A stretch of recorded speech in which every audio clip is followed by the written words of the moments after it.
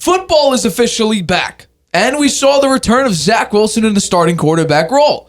Now, most of the starters didn't play. The Jets had Mekhi Becton play 7 snaps, and then tap out, call himself out, and he's the only lineman in the entire game to complain about the turf. So I guess, he's not 100% ready to go if he's saying, or if he's mentioning and complaining about how the turf is not exactly friendly to people of his size. However, there were, other linemen out there. But you know what? Football is back. It's good to see. The Browns had a late comeback in the fourth quarter to go up and beat the Jets.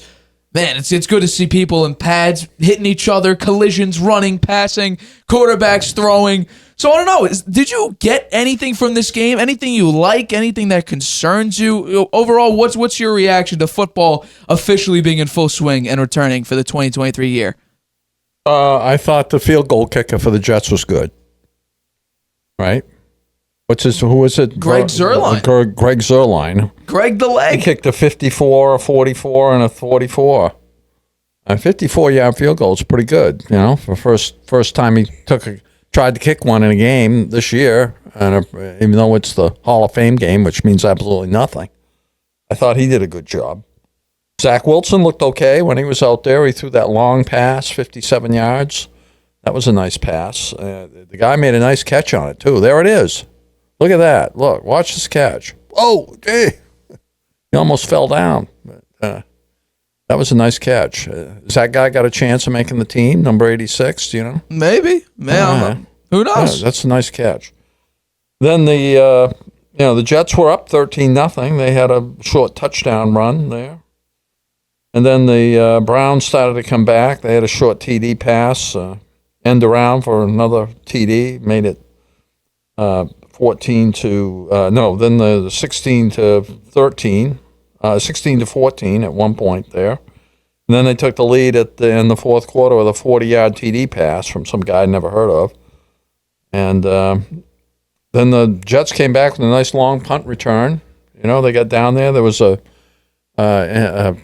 pass interference call, got them down really pretty close, and then Strevler came in through an interception. So I don't know. It kind of looked like the Jets of old to me, even though there was nobody I knew out there playing.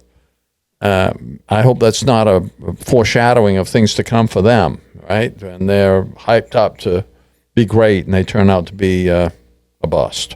We'll see. Well, I actually got. First of all, that I'm going to put that throw from Zach Wilson again. That's a huge positive because we still can now know he can still sling the hell out of the ball. So, that is a beautiful throw, beautiful catch on the run going full speed. The first thing I would say is Zach Wilson, I think, should have played more. He's your backup quarterback. Yeah, why not? Let him play. He's looked absolutely abysmal for the past 2 seasons. He got benched twice last year. You got to let him play more than 5 total passes. So I think that's honestly the first thing that should have happened. I think Zach Wilson should have gotten more reps. On the other side, DTR, Dorian Thompson-Robinson went, 8 of 11, 82 yards and a touchdown? The guy was slinging the ball. Ran it well, too. Yeah, no, he played very, very well. Tiptoe down the sidelines there for a first down, some extra yards. Yeah, okay. If you're talking about backup quarterback quality, DTR, the way he played, it was absolutely phenomenal. Here's my thought on Zach Wilson being in there only for 5 plays? He had 5 pass attempts, 5 pass attempts. It's reverse psychology. If you leave a guy in on the Hall of Fame game, a meaningless game, nobody playing that anybody ever heard of before, that means you don't think he's any good and you're just giving him the reps to see if he can get a little better. Okay. If you pull him out, then it means you think he's valuable, and you're saving him for future games. I think that's a mistake in his case. Why not let him play? That's what I'm saying. I agree with you, but I think that's what the thinking is. They didn't want to diss him by leaving him in a game that was totally meaningless.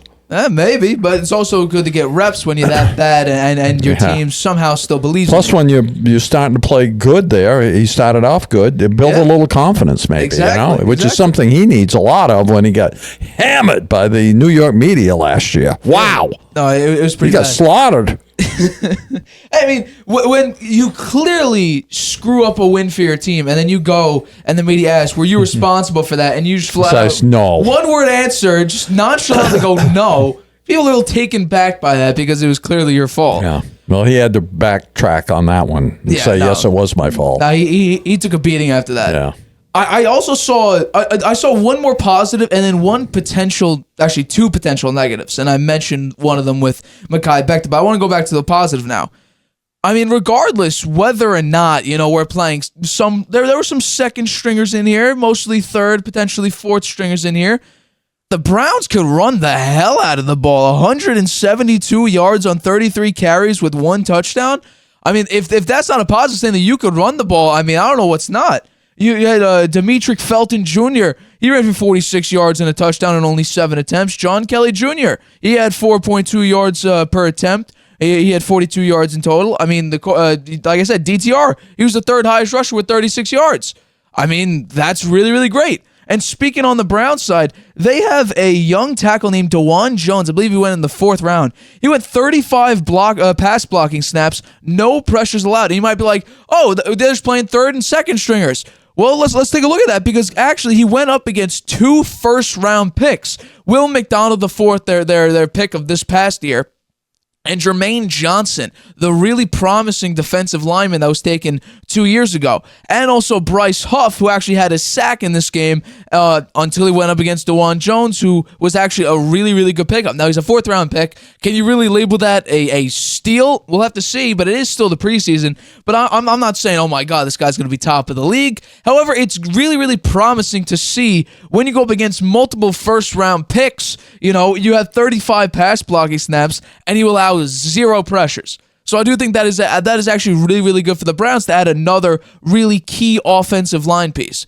Now let's get into the negatives here. And I think I really have one major negative, and that's Mekhi Becton. He was supposed to reportedly only play about 20 to 25 snaps, and he took 7 and took himself out. Now, could that be he's not 1,000% ready to go for the season? That could be. Could it be that, he wasn't as confident, keeping his feet under him and getting blocks down and really trusting himself and trusting his body to remain healthy on, a potentially unstable turf? Potentially, but he's going to need to get that confidence back because when you're going up against teams, they have a very, very tough early schedule. The Jets could very well go 0-4. If you don't have the confidence underneath you in a potentially rainy game, it's going to be a problem here. But I think the Jets, in order to be successful this season, because they have a 38-year-old tackle in Dwayne Brown. They have Mekhi Becton, who's injury-prone. Your best offensive lineman is Elijah Vera Tucker, who's an extremely young player.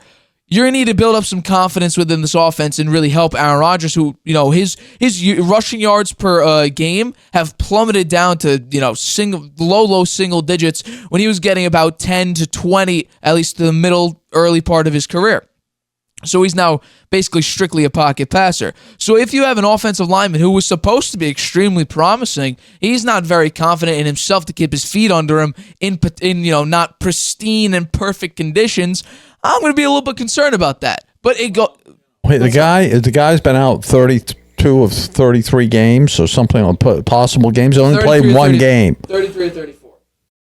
One game out of 34 games. So the fact that he's a little sensitive and a little cautious in his very first game in a meaningless game, I can understand it. You want to build on it. And another thing. Yeah, well, he's probably, he's in practice. He's working there. So the fact that he stayed in just a few plays, I give him a pass on this game. Here's something that I meant to mention.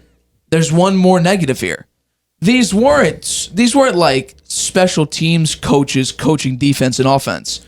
These were the actual OCs and DCs calling these plays, and I know it's just backups and third stringers.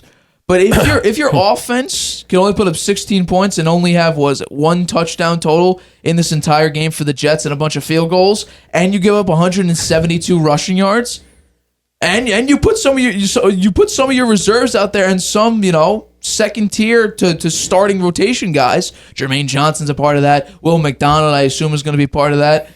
This could be a warning sign saying, hey, our defense, at least rotation-wise, we better make sure our starting lineup stays healthy throughout the year.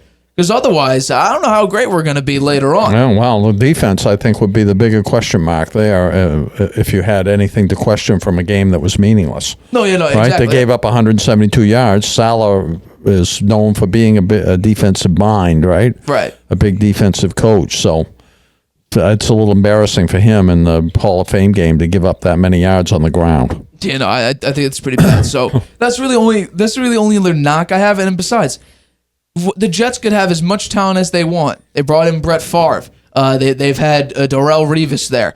They've had Mark Sanchez, 12 years ago win games. But after really that point, the Jets in the totality are not a winning team. They don't have a winning culture. They have a losing culture.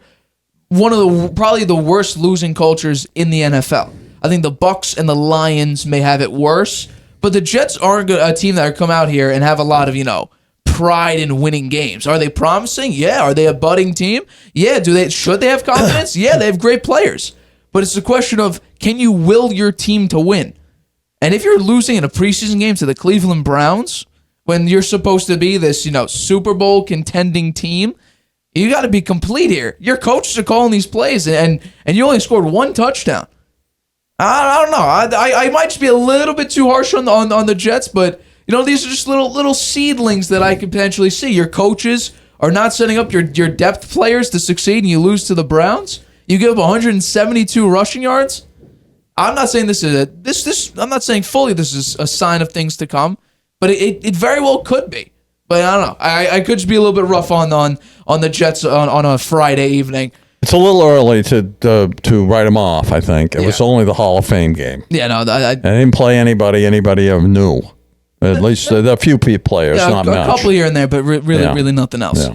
Hi, everybody. Thanks for watching. Make sure you subscribe here to get the latest from the show. Also, if you want to check out the full episode, make sure you click the I in the top right-hand corner right now. If you want to listen to this show anywhere you go, make sure you go to anchor.fm/The Harvey Hour or anywhere you get your podcasts.